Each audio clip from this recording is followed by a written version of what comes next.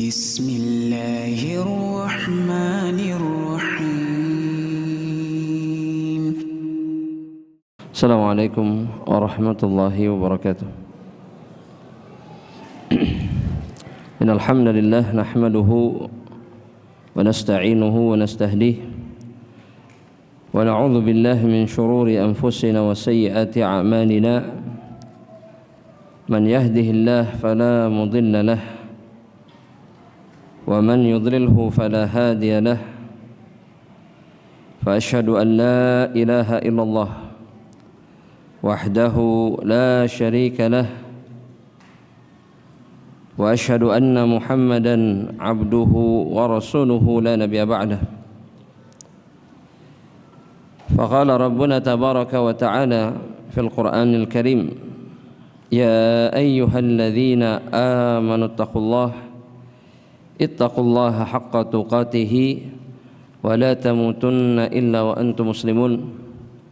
يا أيها الناس اتقوا ربكم الذي خلقكم من نفس واحدة وخلق منها زوجها وبث منهما رجالا كثيرا ونساء واتقوا الله الذي تساءلون به والأرحام إن الله كان عليكم رقيبا. يا أيها الذين آمنوا اتقوا الله وقولوا قولا سديدا يصلح لكم أعمالكم ويغفر لكم ذنوبكم ومن يطع الله ورسوله فقد فاز فوزا عظيما. فأما بعد عباد الله رحمني ورحمكم الله. Atas izin Allah Subhanahu wa taala kita kembali akan melanjutkan pembahasan kitab Syarh Ushulil Iman karya Syekh Al-Allamah Muhammad ibn Shalih Al-Utsaimin rahimallahu taala. Memasuki al-iman bil kutub, usul yang ketiga di antara usulul iman yang disebutkan oleh Allah tabaraka wa taala dalam kitabnya ataupun yang disebutkan dan dijelaskan oleh Rasulullah sallallahu alaihi wasallam di dalam sabda beliau yang sahih, yaitu al-iman bil kutub, iman kepada kitab-kitab yang diturunkan oleh Allah Jalla Jalaluhu.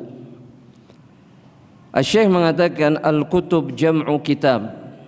Yang dimaksud dengan al-kutub itu adalah kata jamak dari kata kitab, bima'na maktubun.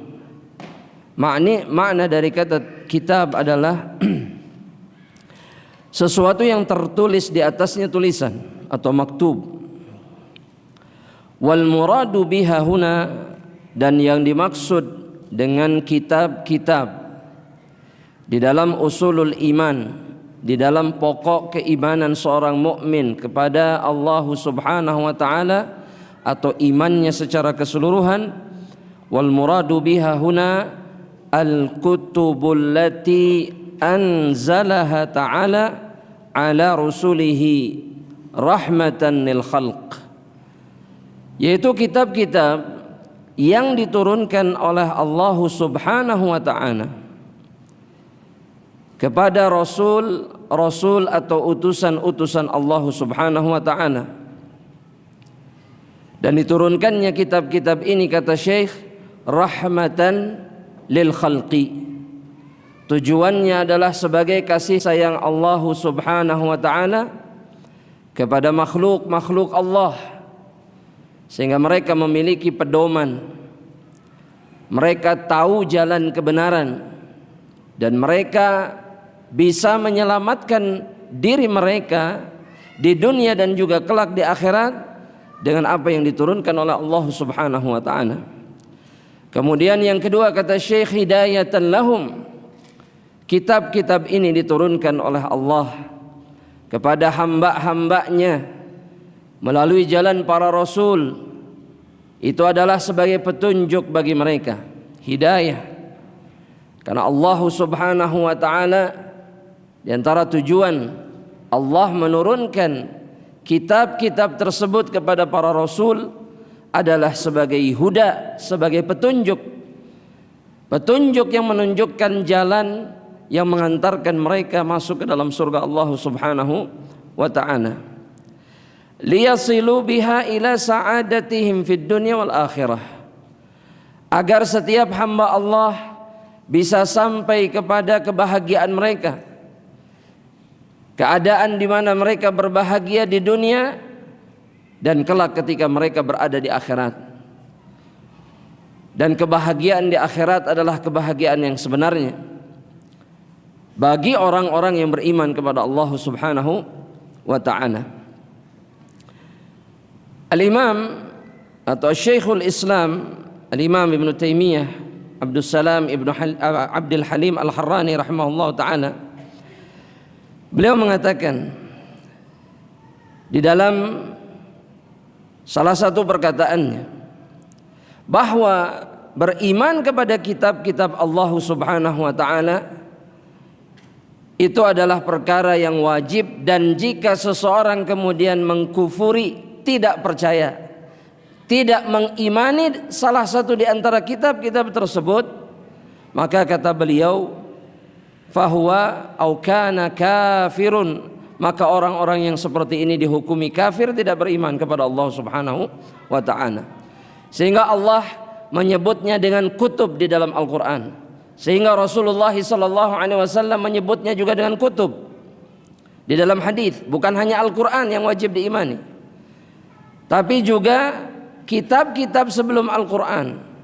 Ijmalan, secara mujmal, kita mempercayai bahwa Zabur, bahwa Taurah, bahwa Injil, bahwa Suhuf Ibrahim, bahwa Suhuf Musa, semua diturunkan oleh Allah secara hak kepada rasul-rasulnya, dan petunjuk bagi para rasul tersebut dan umatnya, dan Allah hanya menurunkan kebenaran di dalam kitab-kitab tersebut sebelum kitab-kitab tersebut ditahrif oleh orang-orang yang menyimpang dan kufur, ya, dari golongan umat para nabi tersebut. Wajib.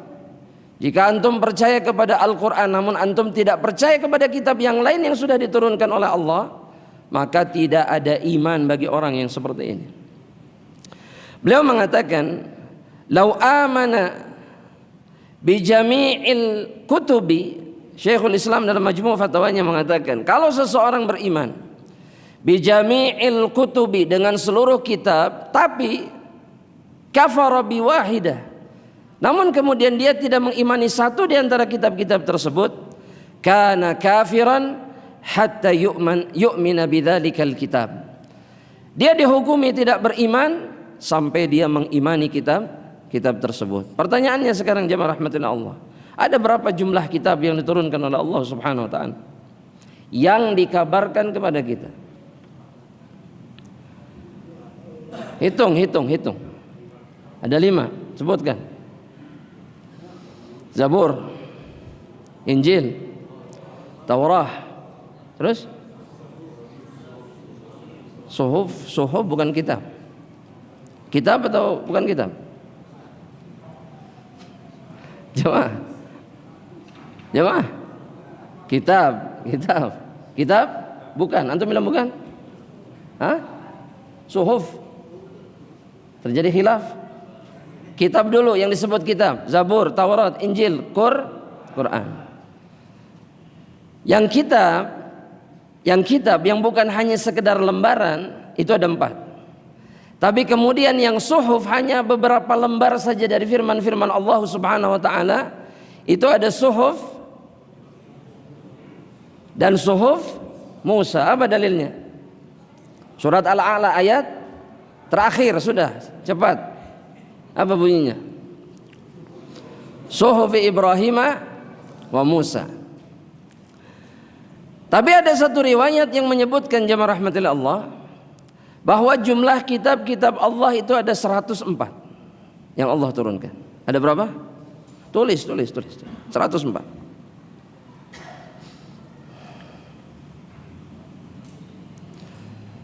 Ada berapa? 104.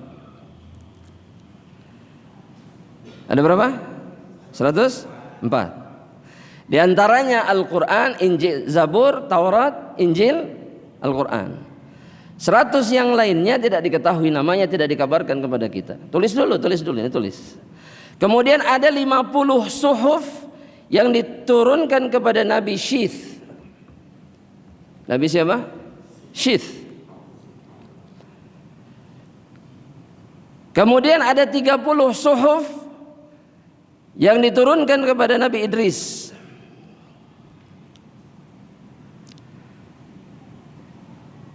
Kemudian ada 10 suhuf yang diturunkan kepada Ibrahim alaihissalam. Dan ada 10 suhuf yang diturunkan kepada Musa alaihissalam. Riwayat ini diriwayatkan oleh Al-Imam Ibnu Hibban dan juga Abu Nuaim dalam kitab beliau Hilyatul Auliya, dari sahabat Abu Dzar Al-Ghifari dari Rasulullah sallallahu alaihi wasallam. Namun catat di bawah dalam catatannya, disebabkan karena ada satu perawi, belum selesai, belum menyampaikan, yang bernama Ibrahim ibnu Hisham Al-Ghassani, yang merupakan seorang kadzab atau pendusta, maka riwayat ini dihukumi maudhu, palsu. Tulis. Kalaulah orang tidak mau menulis dan membedakan yang palsu dari yang sahih, maka kita tidak akan pernah tahu mana yang palsu, mana yang sahih. Imam Ahmad itu memerintahkan anaknya menghafal 3.000 hadis dengan riwayatnya, yang mana ternyata di akhir dikabarkan oleh ayahnya 3.000 hadis ini semuanya dhaif. Tapi disuruh apa? Dihafal. Kalau tidak ada para ulama yang mencatat hadis-hadis palsu, yang menghafal hadis-hadis palsu, maka tidak ada satupun di antara kita yang bisa membedakan mana yang sahih, mana yang tidak.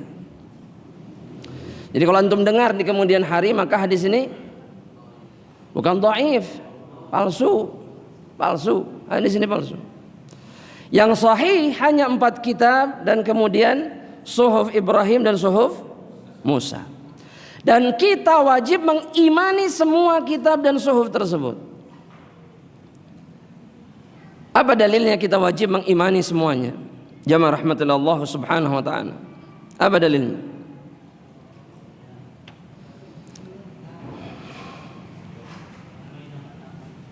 Al-Maidah apa bunyinya? Jamaah. Al-Baqarah ayat berapa? Ayat awal. Jamaah. Dalilnya apa? Bahwa kita wajib mengimani semuanya. Al-Baqarah ayat 4, sebutkan ayatnya. Jangan main nomor ayat saja, bacakan ayatnya.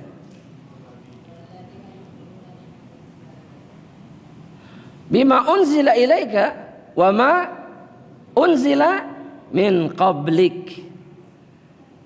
Mereka-mereka yang beriman, yang bertakwa itu adalah orang-orang yang mengimani apa yang diturunkan kepadamu Muhammad, dan juga apa yang diturunkan kepada rasul-rasul sebelum dirimu. Baru sempurna iman kita ini.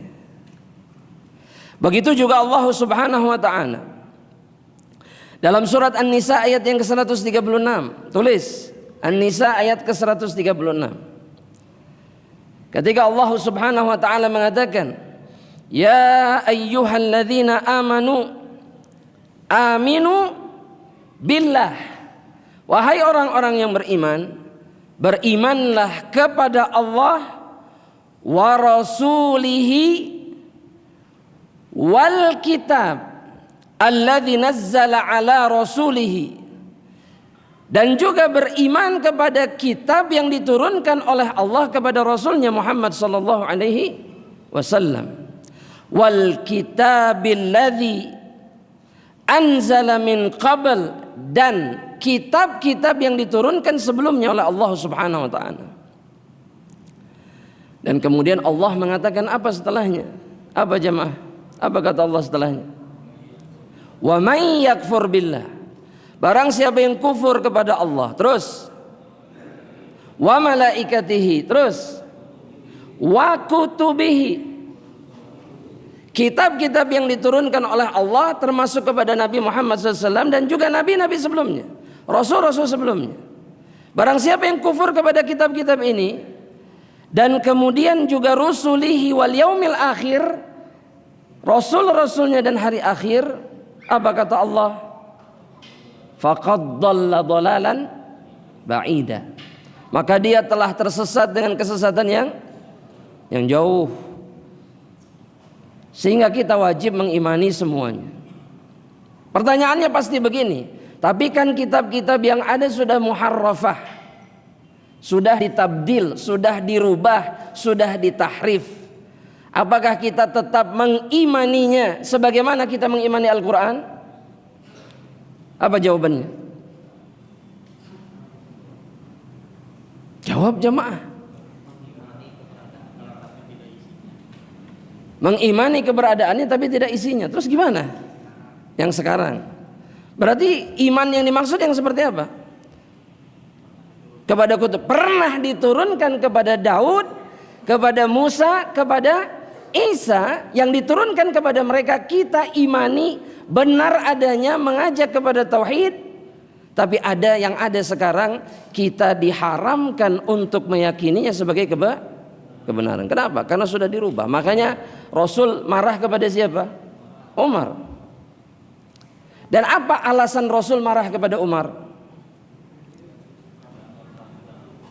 Satu,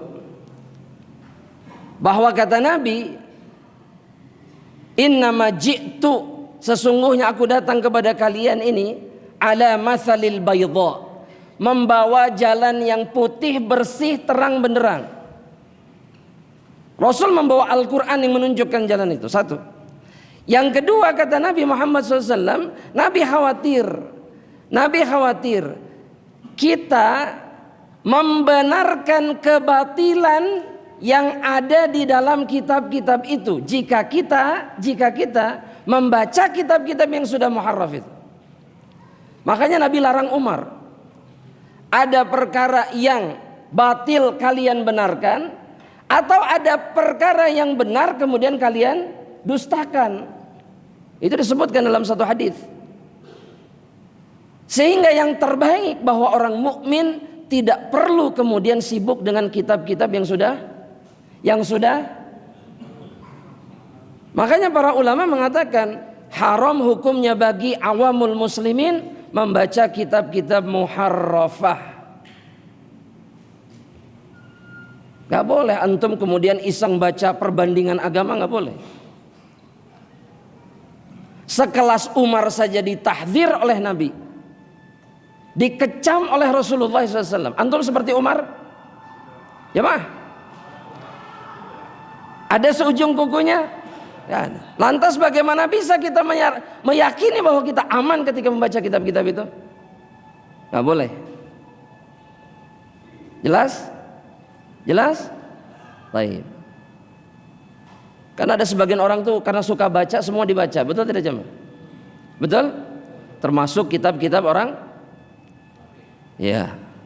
Padahal sudah tahrif, sudah muharraf.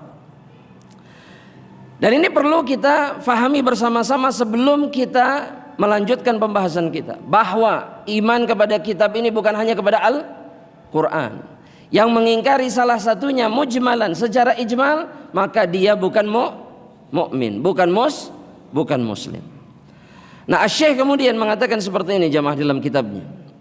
Wal iman, kata beliau, bil kutubi, iman mengimani kitab-kitab yang diturunkan oleh Allah Subhanahu wa taala kepada para rasulnya. Yatadammanu arba'atu umur.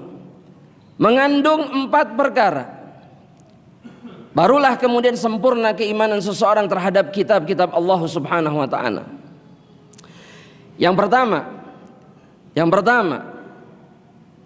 rukun atau usul atau pokok keimanan terhadap kitab. Yang pertama, al-iman bi anna nuzulaha min indillahi haqqan. bahwa kitab-kitab ini turunnya, datangnya dari Allah Subhanahu wa taala haqqan. Itu hak, tidak ada kebatilan di dalamnya. Datangnya dari Allah. Datangnya dari siapa? Allah Subhanahu wa taala. Bahkan Syekhul Islam mengatakan minhu nazal wa ilaihi ya'ud. Kitab-kitab ini dari Allah turunnya, datangnya, diucapkan oleh Allah Subhanahu wa taala, kalamullah, turunnya dari Allah dan akan kembali lagi kepada Allah Subhanahu wa taala. Akan kembali lagi kepada siapa? Termasuk Al-Qur'an. Betul? Betul tidak jemaah? Apa dalilnya? Bahwa Quran akan kembali lagi kepada Allah di akhir zaman. Apa? Kata Nabi apa dalam hadis yang sahih? Nya eta lah pokoknya nama gitu ya. Jangan begitu cara berdalilnya jemaah. Apa?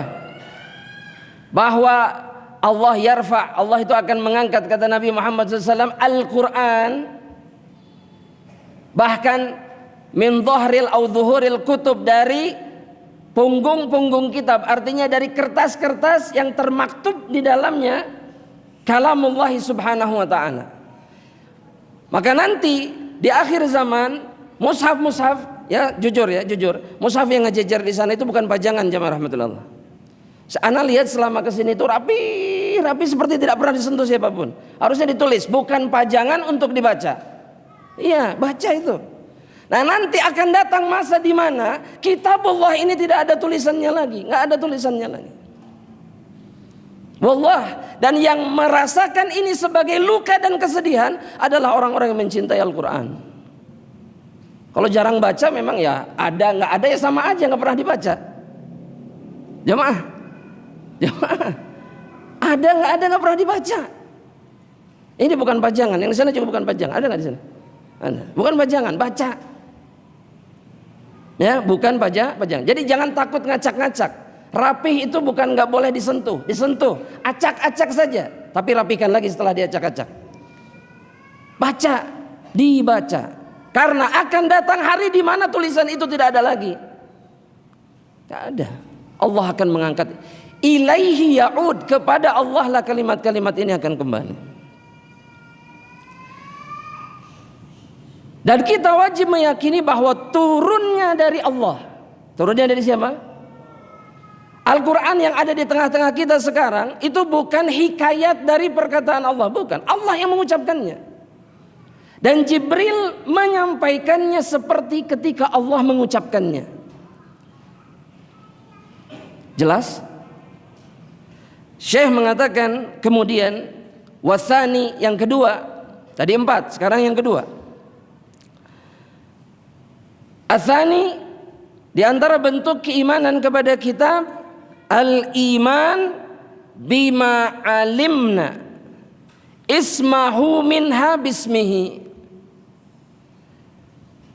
Kita wajib mengimani nama-nama kitab yang diturunkan oleh Allah sebagaimana kitab-kitab ini dinamai oleh Allah Subhanahu wa ta'ala. Seperti kata Syekh, kal Qur'anil ladzi nuzzila ala Muhammadin sallallahu alaihi wasallam. Seperti Al-Qur'an yang diturunkan kepada siapa? Rasulullah sallallahu alaihi wasallam. Apa makna Al-Qur'an? Apa makna kata Al-Qur'an?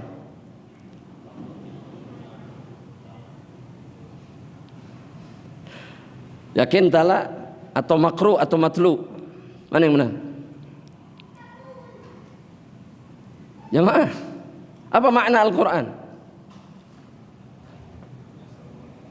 Yang sempurna? Bukan. Bacaan yang bukan.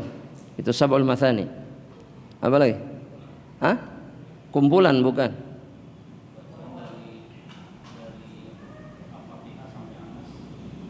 Itu secara syar'i, ini secara lafaz apa maknanya?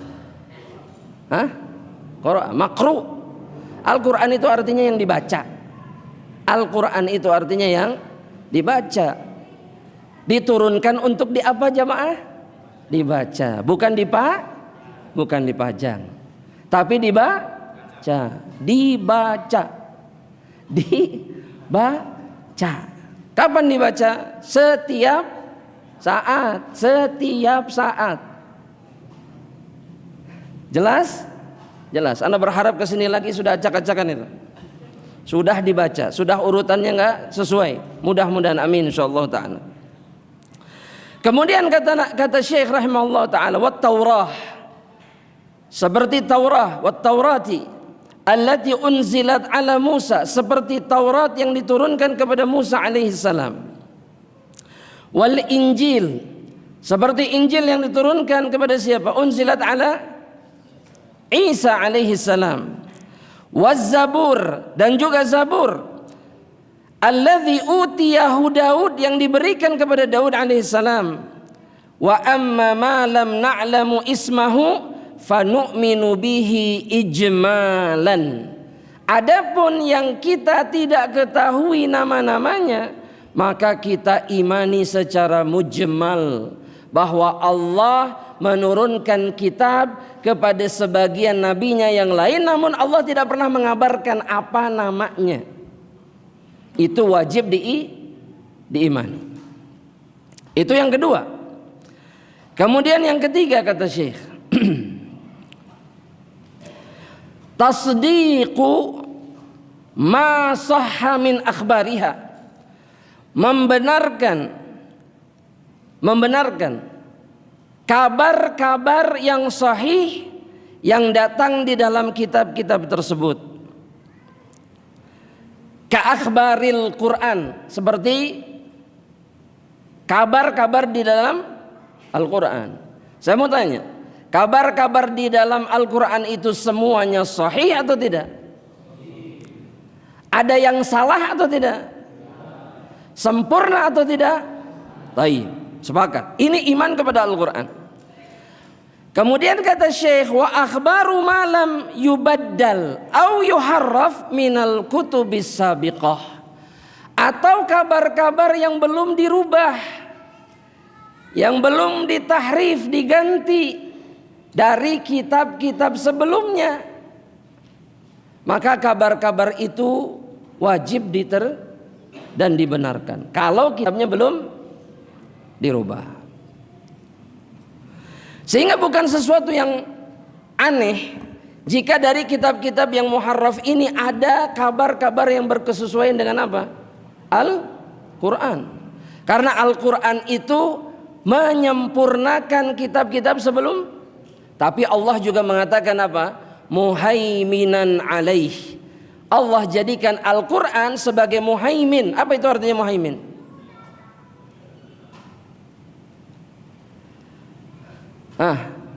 Apa arti dari kata muhaimin? Di antara nama Allah Al-Muhaimin, betul? Betul tidak? Jamaah, betul nggak ini? Apa artinya? Ya jamaah, menjaga, melindungi. Ada arti yang lain? Apa? Ujian, batu ujian. Nah, taib. Terjemahannya itu batu ujian. La haula wala quwwata illa billah. Taib. Ini sudah isya belum? Oh belum. Berapa jam lagi? Udah masuk. Ya khalas, berarti jawabannya nanti setelah salat isya. Wallahu taala alam. Ya, kita selesaikan nanti insyaallah, atau kita kabarkan nanti insyaallah setelah salat isya. Wallahu taala alam. Assalamualaikum warahmatullahi wabarakatuh. Bismillah. Assalamualaikum warahmatullahi wabarakatuh. Alhamdulillah hamdan katsiran tayyiban mubarakan fih kama yuhibbu rabbuna wa yardah. Sallallahu ala nabiyyina Muhammad wa ala alihi wa ashabihi wa man sara ala nahjihim ila yaumil qiyamah, fa amma ba'd. Ahibati fillah wa ikhwani fid din, azanallahu wa iyyakum. Kembali kepada makna kata muhaimin tadi, sebagaimana yang difirmankan oleh Allah Subhanahu wa taala dalam suratul Maidah ayat yang ke-48. Dan ini yang kemudian disebut oleh Syekh di dalam pokok keimanan kepada kitab yang keempat. di mana Syekh mengatakan al-amal bi ahkamin ma lam yunsakh minha war ridha wat taslim bihi sawa'an fahimna hikmatahu am lam nafhamha. Di antara bentuk keimanan kepada kitab yang keempat yang disebutkan oleh Syekh adalah beramal dengan atau mengamalkan seluruh ahkam, seluruh hukum yang ada di dalam kitabullah yang belum dinasakh atau dihapus hukumnya oleh Allah Subhanahu wa ta'ala. War-ridha wat taslim bihi sawa'an fahimna hikmatahu am lam nafhamha. Dan kemudian ridha dan taslim, menerima dan memasrahkan diri, menerima ketetapan Allah ketika Allah menghapus sebagian ayat dan menggantikannya dengan yang lain. Dan sebagaimana dikatakan oleh para ulama, nasakh Al-Quran itu ada ayat-ayat yang bahkan dihilangkan dari Al-Quran, diganti dengan ayat yang baru. Ada yang kemudian ayat-ayatnya tetap ada dan penggantinya disebutkan dalam surat yang lain atau di surat yang sama tapi di ayat yang lain. Sama saja kita memahami hikmahnya apa ataupun tidak memahami hikmahnya. Karena syariat Islam ini diturunkan oleh Allah itu untuk diterima dan dilakukan, bukan kemudian untuk diraba-raba hikmahnya. Bukan itu tujuannya. Bukan hanya kemudian bertanya-tanya kenapa begini, kenapa tangan kanan, kenapa tidak tangan kiri, kenapa bangsa Arab, kenapa tidak bangsa yang lain, dan seterusnya. Dicari-cari, bukan itu yang menjadi tujuan Allah menetapkan hukum-hukum dan syariat. Tapi yang diinginkan oleh Allah itu adalah taslim, pasrah, menerima apapun ketetapan dan keputusan Allah Subhanahu wa ta'ala. Kita faham maksudnya, kita faham hikmahnya atau tidak faham, maka itu bukan urusan bagi orang-orang yang beriman kepada Allah Subhanahu wa ta'ala. Ketika Allah menyebutkan hikmahnya, kita terima. Ketika Nabi Muhammad SAW menyebutkan hikmahnya, kita imani, kita terima. Tapi jika tidak, maka tugas kita hanya berserah diri, menerima apapun yang ditetapkan oleh Allah. Itu iman. Itulah yang diinginkan oleh Allah Subhanahu wa ta'ala. Itu sebabnya kenapa para sahabat hanya mengatakan sami'na wa ata'na, dan Allah menegaskannya di dalam Al-Quran bahwa itulah syiar mereka, kami dengar, kami taat. Kemudian gak sibuk seperti kita, ini apa ya kira-kira rahasia di balik semua ini? Enggak. Karena iman itu ditunjukkan dengan ketundukan dan ketaatan kepada Allah. Begitu juga terhadap kitabullah.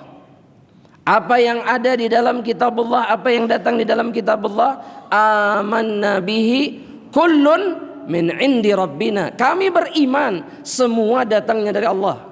Titik. Apa yang datangnya dari Allah kami terima. Inilah iman, inilah mukmin yang sebenarnya. Dan kata Syekh, wa jami'ul kutub as-sabiqah mansukhah bil Quran. Dan seluruh kitab sebelumnya itu dimansuh hukumnya, sehingga hukum yang ada dalam kitab-kitab itu tidak berlaku untuk umat Nabi Muhammad sallallahu alaihi wasallam. Seperti sebagian syariat di dalam syariat Bani Israel, di mana Allah mengharamkan lemak sapi, lemak daging, gak boleh dimakan. Tapi bagi umat Islam boleh. Seperti syariat Nabi Isa alaihissalam, di mana baju yang terkena najis tidak boleh dipakai lagi. Bagian yang terkena najis harus dirobek, harus dihilangkan. Bukan disucikan dengan air, bukan, tapi harus dihilangkan. Itu berlaku untuk umat Nabi Muhammad? Tidak. Umat ini disempurnakan syariatnya, hukumnya oleh Al-Quran, melalui Al-Quran oleh Allah Subhanahu wa ta'ala. Makanya Allah ta'ala berfirman, kata Syekh, di dalam surat Al-Ma'idah ayat keberapa tadi? 48. Kata Allah Subhanahu wa ta'ala, wa anzalna ilaikal kitaba bil haq. Kami turunkan Al-Kitab, yakni Al-Quran.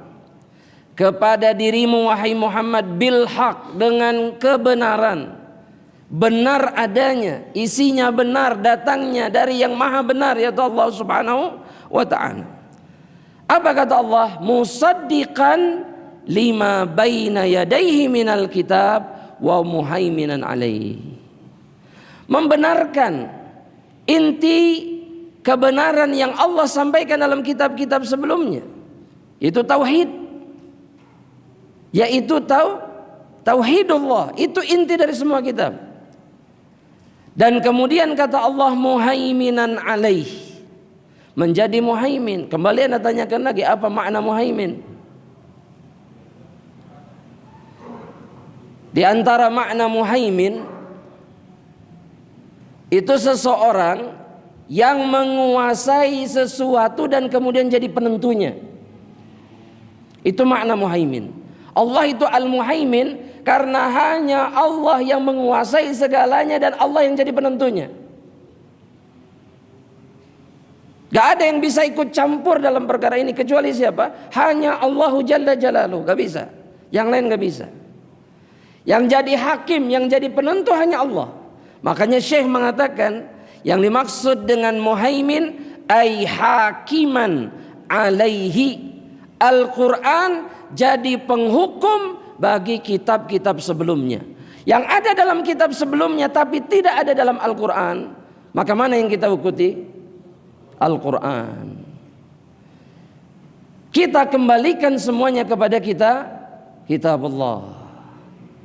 Terlebih kutub sabiqah ini sudah muharrafah, banyak yang ditahrif oleh umatnya sendiri, oleh pengikutnya sendiri.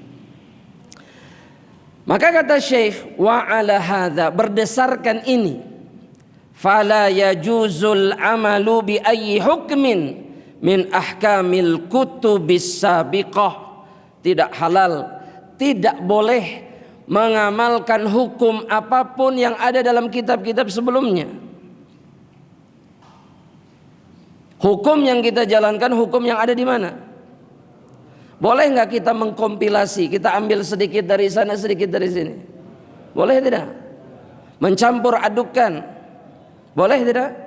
Dan hukum orang yang melakukannya apa? Campur aduk. Jemaah, kenapa kok berhenti semuanya? Apa hukumnya? Hanya dosa besar.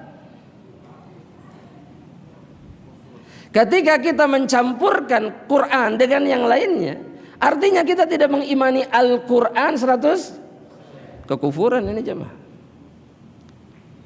Ini nggak boleh. Karena Al-Quran kata Allah muhaimin. Al-Quran itu muhaimin. Selain musaddiq, membenarkan inti ajaran sebelumnya, yaitu Islam, yaitu iman, yaitu tauhid. Dan Al-Quran menghukumi semuanya. Artinya jadi hakim. Yang gak ada dalam Al-Quran tinggalkan. Hanya hukum Al-Quran yang kita ambil. Meskipun kita mengimani bahwa kitab-kitab dengan nama-nama yang disebutkan oleh Allah ini diturunkan oleh Allah kepada para nabi dan rasul yang menerimanya. Jelas ya? Taib. Setelah itu Syekh mengatakan illa ma sahha minha wa aqarrahul Quran. Yang kita terima dari kitab-kitab sebelumnya adalah yang sahih, ada dalam Al-Quran dan dibenarkan oleh Al-Quran. Maka kita boleh mengikutinya. Jelas ya mah? Jelas? Maka ini adalah 4 inti keimanan kepada kitab-kitab Allah subhanahu wa ta'ala. Dan di akhir bab ini Syekh mengatakan wal imanu bil kutubi yuthmiru thamaratin jalilah minha. Beriman kepada kitab-kitab Allah itu membuahkan hasil atau buah-buah yang mulia. Di antaranya yang pertama. Yang pertama ini buah iman kepada kitab Allah subhanahu wa ta'ala. Al-awwal, yang pertama, al-ilmu bi'inayatillahi ta'ala bi'ibadihi.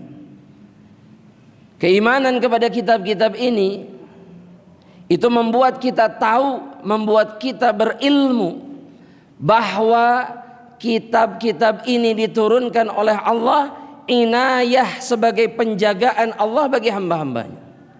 Allah nggak biarkan hamba-hambanya ini beragama sesukanya, beragama seseenaknya, tanpa tahu harus apa, harus bagaimana, dan harus kemana. Allah berikan petunjuk. Saya mau tanya sama hadirin tahu tidak jalan menuju surga itu bagaimana? Bagaimana caranya masuk surga? Loh jamaah, kenapa antum diam semuanya? Jamaah, kalau antum tahu tidak layak antum diam dan kemudian tidak mengabarkan apa yang antum tahu. Iya. Dan gak ada ria dalam perkara seperti ini. Tidak ada ujub, tahu jawab. Jelas? Tapi ana tanya lagi jamaah, antum tahu jalan menuju surga gimana? Ya tahu. Gimana? Dari mana? Dari Al-Quran. Terus dari apa lagi? Dari sunnah Nabi Muhammad SAW. Andaikan Allah tidak menurunkan Al-Quran dan tidak menurunkan Rasul, mau kemana antum? Bisa apa? Kita ini bisa apa kalau tidak ada petunjuk? Makanya orang mukmin dengan datangnya kitabullah, dengan datangnya Al-Quran kepada dirinya, dia menerima Al-Quran melalui Nabi Muhammad SAW, maka dia semakin mencintai Allah Rabbul Alamin. Kenapa? Karena Allah betul-betul menjaga hamba-hambanya. Dan nanti Allah akan bertanya tentang hubungan kita dengan Al-Quran. Dan celaka atau beruntungnya kita nanti di akhirat tergantung sekuat apa kita membaca Al-Quran dan mengetahui apa yang terkandung di dalamnya. Antum sibuk dengan qiraah, bagus. Tapi sibuk juga dengan petunjuk-petunjuk yang ada di dalamnya. Dan jangan sibuk bertanya begini, apa hukumnya membaca Al-Quran yang ada terjemahannya? Baca. Baca aja, gak usah tanya hukumnya apa. Baca. Ketika gak bisa bahasa Arab, baca terjemah. Ketika bisa bahasa Arab, gak perlu terjemah, selesai. Kenapa kemudian sibuk? Hukumnya gimana? Mushaf atau bukan? Jamaah. Baca. Jangan jadikan Al-Quran sebagai pajangan. Baca.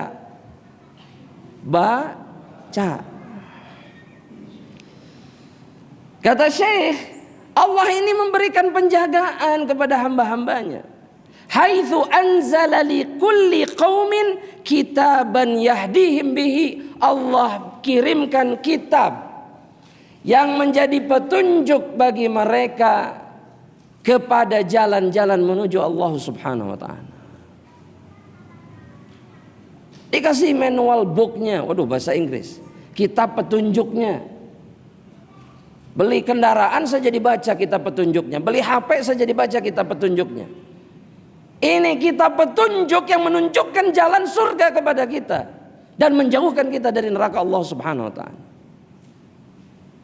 Jangan menganggap diri kita mukmin bil kitab, tapi kemudian kita tidak pernah kemudian dekat dengan kita. Allah.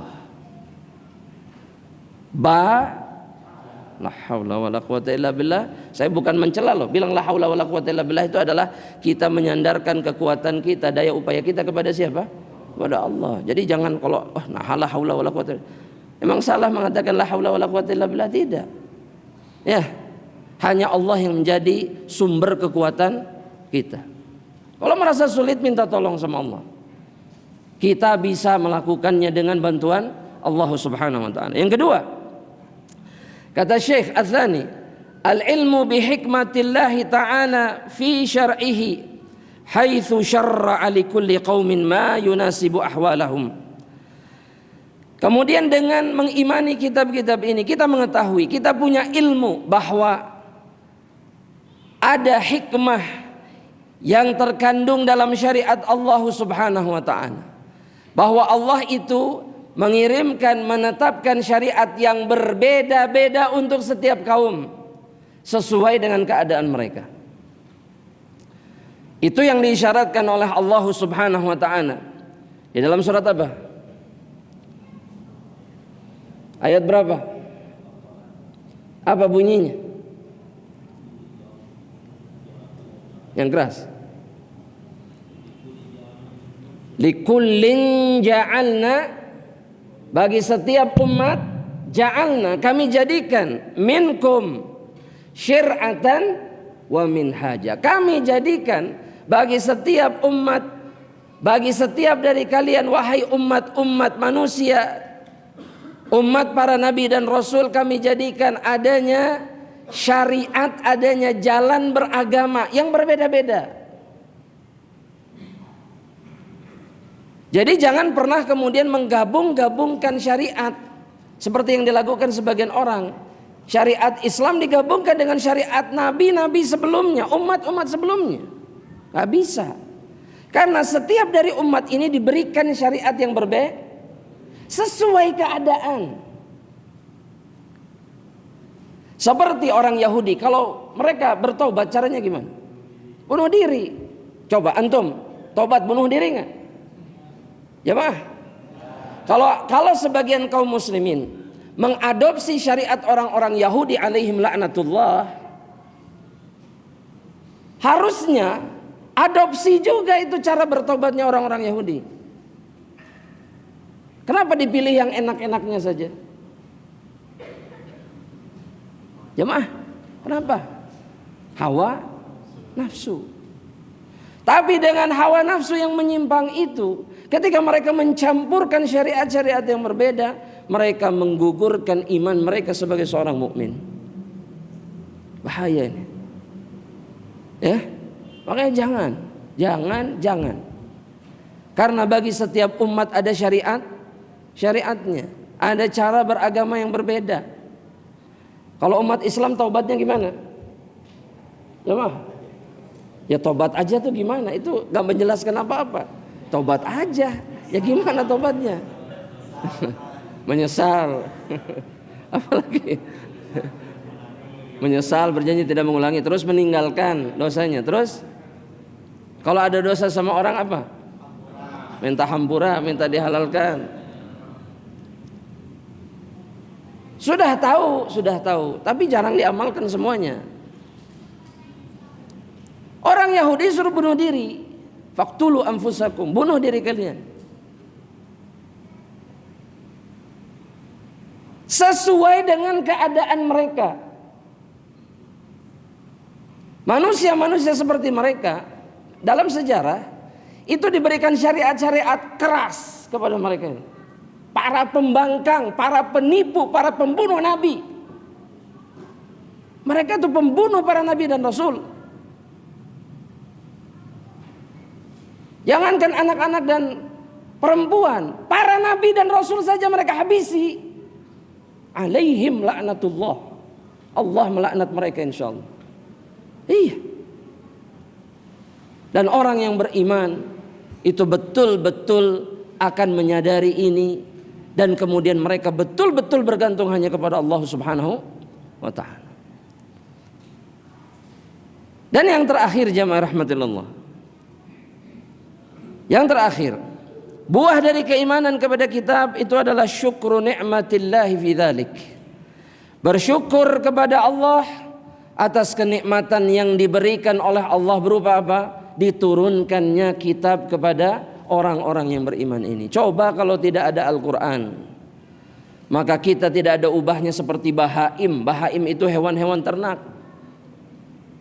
Kita hanya makan, minum, berkembang biak, sudah nggak ada pekerjaan lain. Menghabisi satu sama lain, waliyadzubillah, itu pekerjaan hewan-hewan. Tapi karena ada bimbingan tuntunan dari Allah, maka kita tahu apa tujuan hidup ini. Apa tujuan hidup ini? Beribadah kepada siapa? Sampai kapan? Apa dalilnya? Sebutkan ayatnya. Wa ma khalaqtul jinna wal insa illa liya'budun. Ini tujuan. Kemudian dalil beribadah sampai mati apa? Wa'bud rabbaka hatta ya'tiyakal yaqin. Ibadahi Rabbmu sampai kapan? Sampai datang kematian. Dan itu kita ketahui dari kitabullah. Dan semoga Allah memberikan taufik dan hidayahnya kepada kita semua. Wallahu ta'ala alam, ini yang bisa Ana sampaikan insyaallah. Jika ada pertanyaan, Ana persilahkan. Antum terakhir ya. Enggak apa-apa. Barakallahu fiik. Silakan. Kalau ada pertanyaan lain. Fadhil ya. Singkat juga, antum singkat. Nah. Hah? Beberapa pertanyaan maksudnya. Nah, apa itu? Terus?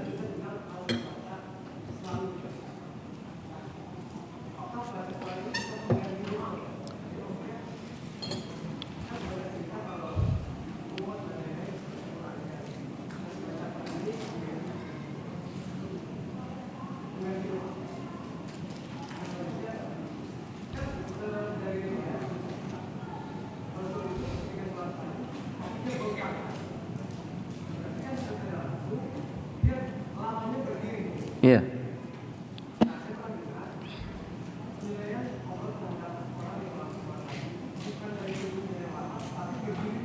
Iya.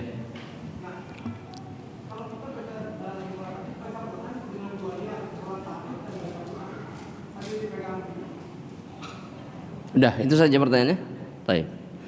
Yang pertama, Al-Quran ini bukan hanya doa. Al-Quran ini syifa. Al-Quran ini mau'idhah. Dia nasihat.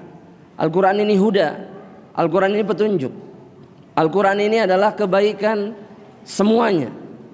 Dia adalah perkara yang mendatangkan kebahagiaan di dunia dan di akhirat. Mereka yang jauh dari Al-Quran, mereka akan menjumpai kehidupan yang sulit. Wa man arada an dzikri fa inna lahu ma'isyatan dhanka. Mereka yang berpaling dari mengingatku dengan membaca Al-Quran, salah satunya, maka kehidupannya menjadi sempit. Al-Quran ini kata Rasulullah SAW, imam, dia pemimpin kita. Faman ja'alahu amamahu qadahu ilal jannah, kata Nabi. Yang menjadikan Al-Quran di depannya, di hadapannya sebagai pemberi petunjuknya, maka Al-Quran akan menggiring orang ini masuk ke dalam surga Allah Subhanahu wa ta'ala. Al-Quran itu adalah inti kehidupan, inti kebaikan, inti kebahagiaan. Al-Quran, kenapa? Karena dia kalamullah. Karena dia perkataan Allah Subhanahu wa ta'ala. Jadi bukan hanya saja doa dan bukan pengganti doa. Di dalam Al-Quran ada doa. Tapi bukan hanya itu, Al-Quran obat untuk penyakit hati, penyakit fisik. Orang selalu berpikir Al-Quran itu obat hati, bukan. Al-Quran itu obat hati dan fisik. Sakit, baca Quran. Jiwa ini sakit, baca Quran. Syahwat menggebu-gebu, baca Quran. Karena Quran membuat seseorang akan senantiasa diberikan pertolongan oleh Allah Subhanahu wa ta'ala. Jelas ya, yang pertama. Yang kedua, Nabi Muhammad SAW mengatakan afdhalus sholati tulul qunut. Salat yang terbaik itu adalah yang berdirinya panjang, lama. Itu dalam hadis yang sahih. Nah, orang berdiri panjang jika apa? Tidur gak mungkin, tapi bacaannya panjang. Dan itu yang difahami dari apa yang dilakukan Rasulullah SAW. Rasul itu, tapi harus ada yang diluruskan. Sebagian ulama mengatakan Nabi itu bengkak-bengkak kakinya ketika sholat malam masih wajib atas Rasulullah SAW. Rasul gak pernah meninggalkan, dan Rasul setiap kali melakukannya panjang. Dari awal sepertiga malam terakhir sampai subuh. Rakaat pertama Al-Baqarah, Al-Imran, An-Nisa. Namun pertanyaannya, bolehkah kemudian kalau kita memegang mushaf ketika sholat tahajud? Jawabannya apa? Kenapa boleh? Kenapa boleh? Karena dilakukan oleh para sahabat Rasulullah SAW dan tidak diingkari oleh Rasulullah SAW. Tapi tidak di dalam sholat wajib, tapi dalam sholat sunnah silahkan. Ingat, Allah sudah berikan kemudahan. Pertanyaan berikutnya, adakah kemudian kita memperpanjang sholat malam? Ayo, sambil baca mushaf. Jemaah. Iya. Bisa. Tapi Allah menginginkan kita untuk melakukan amalan yang semampu bisa kita lakukan. Ingat itu juga. Dan kata Nabi Muhammad SAW, pilihlah dari amalan itu matutiqun, yang kalian sanggup melakukannya. Innallaha la yamal hatta tamallu. Allah tidak akan pernah bosan memberikan kebaikan kepada kalian sampai apa? Sampai kalian bosan sendiri. Dan amalan yang tidak sanggup kita lakukan, itulah yang membuat kita bosan untuk beramal. Makanya ukur kekuatannya. Gak bisa begini, anak kayak Rasul bisa sih kadang. Al-Baqarah, Al-Imran, An-Nisa, pakai mushaf. Gak bisa. Kalau gak sanggup jangan dipaksakan. Lakukan yang bisa kita lakukan dan istiqomah di dalam melakukannya. Allah gak minta banyak. Allah hanya minta kita istiqomah. Itu. Ya, wallahu ta'ala alam bishawab. Fadhal Ismail. Singkat Ismail. Sekali lagi singkat. Fadhal. Enggak terdengar Ismail. Barakallahu fiik.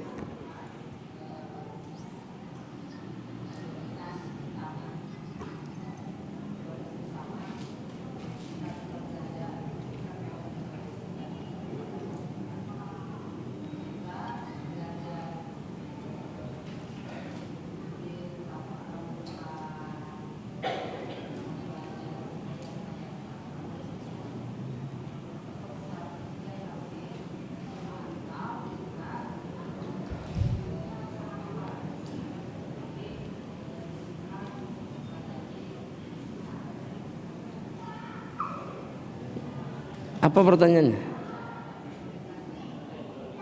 Mana yang prioritas apa? Membaca Al-Quran, tahu tafsirnya, atau